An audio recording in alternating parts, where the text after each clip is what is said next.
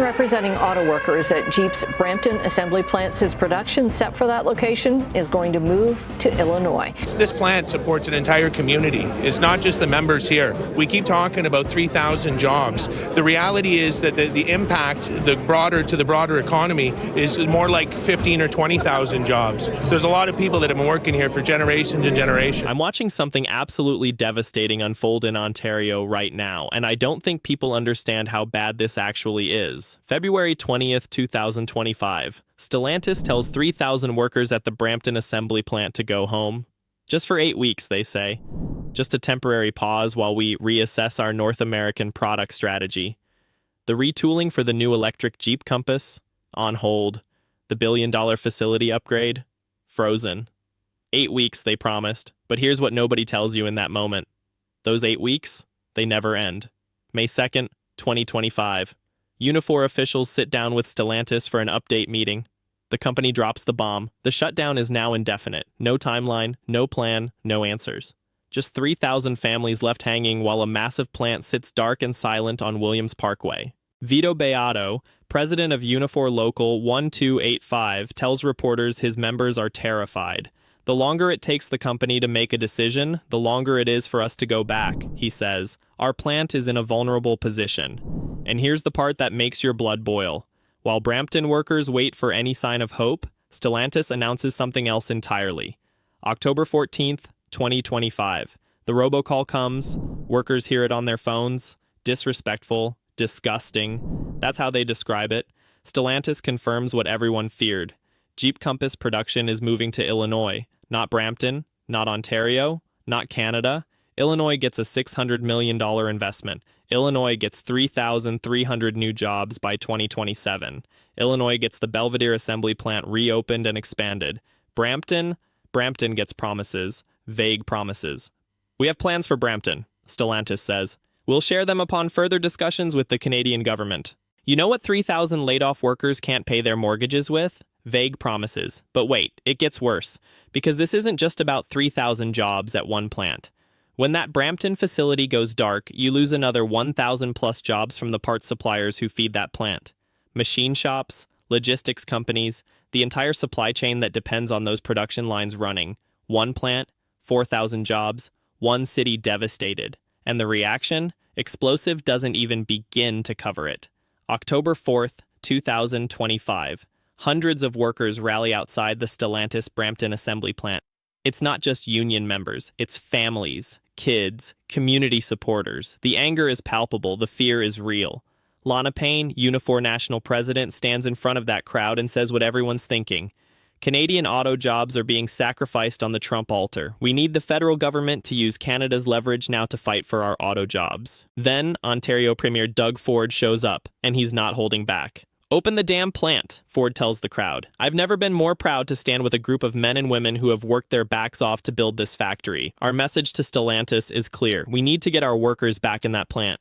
The crowd erupts because finally someone's saying it out loud. Finally, someone's fighting back. Ford continues, our government will continue to protect the workers, to protect their jobs, to protect the communities, and we will always have their backs. But here's what Ford says privately that should terrify every Canadian watching this unfold. In a conversation with Stellantis president, Ford gets the real story. Nothing's happening in Brampton for at least another year, maybe longer. They're going to find a new model, eventually, someday, when it's convenient. And Ford's response? I don't understand. They're investing $13 billion in the US. We're an auto manufacturing powerhouse here, except we're not anymore. November 3rd, 2025. Industry Minister Melanie Joly announces Ottawa is launching a formal dispute resolution process. Stellantis has 30 days to present a plan for Brampton, 30 days to explain how they're going to honor their commitments. The commitments, by the way, weren't small.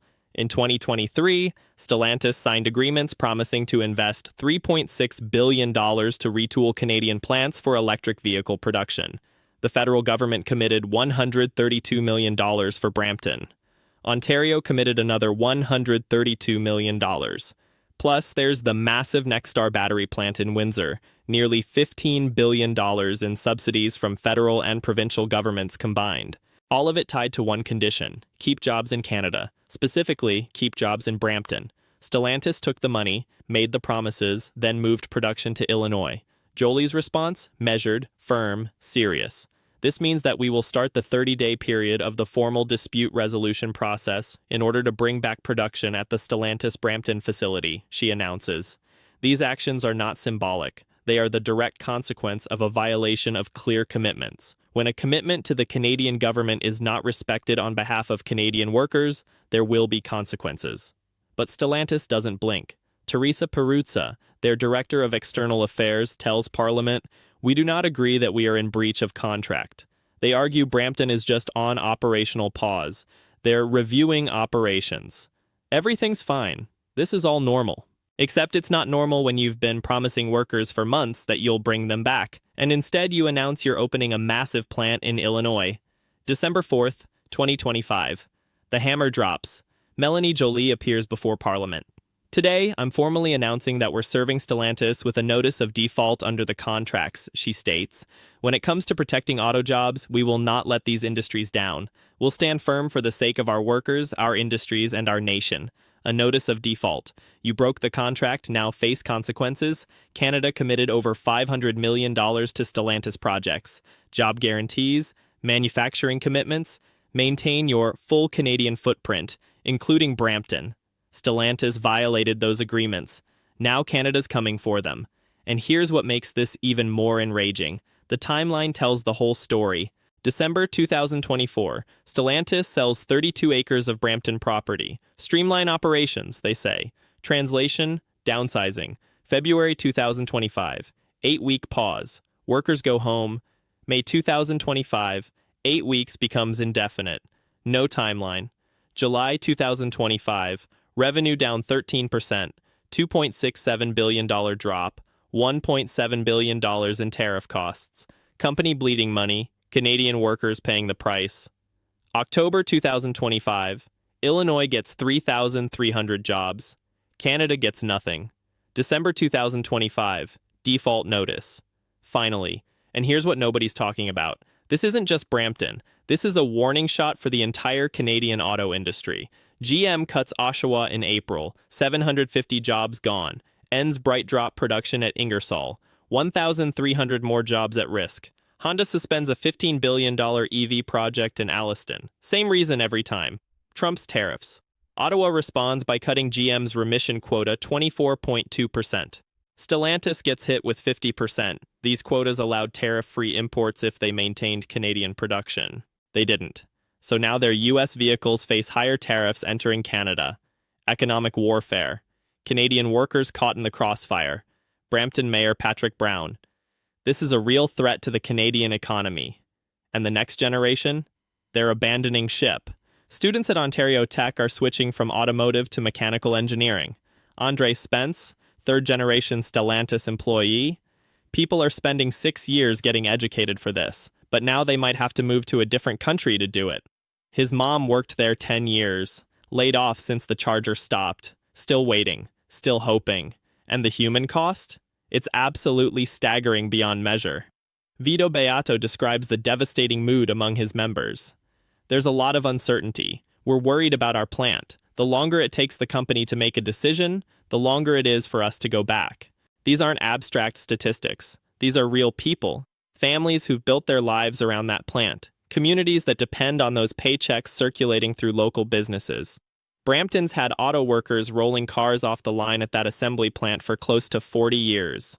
The plant built the last generation of Chrysler 300, Dodge Charger, and Dodge Challenger, iconic vehicles, muscle cars that defined an era.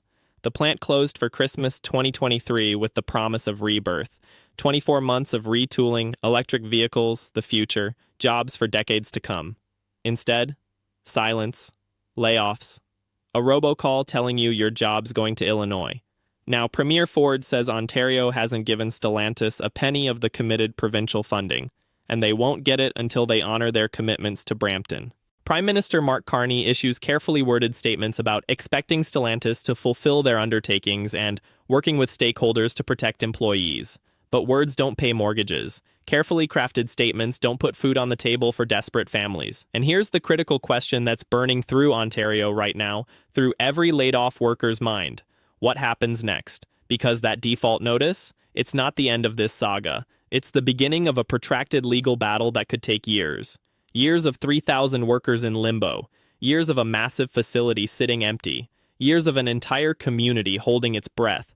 Stellantis keeps saying they have plans for Brampton. They'll reveal them after further discussions with the government. Some experts think it could be a new Chrysler crossover. The Chrysler CEO confirmed in summer 2025 that they're planning the first all-new product coming from Chrysler in almost 20 years. A crossover vehicle. Maybe that goes to Brampton? Maybe. But maybe as a cold comfort when you've been unemployed since February and it's now December and no one will give you a straight answer about whether you still have a job. The carnage has begun. That's not hyperbole. That's reality. Ontario's auto sector employed about 135,000 people directly according to the Canadian Auto Workers Union. Hundreds of thousands more have spin-off jobs. When plants like Brampton go dark, the ripple effects are catastrophic. And if Stellantis gets away with this, if they can take $500 million in Canadian government funding, promise thousands of jobs, then move production to the US with no consequences, then every other automaker knows they can do the same thing. That's what Vito Beato means when he says, if we let them get away with what's happening in Brampton right now, it'll just snowball to other facilities, so we can't let it happen. This is the line in the sand. This is where Canada either fights for its manufacturing sector or watches it disappear across the border.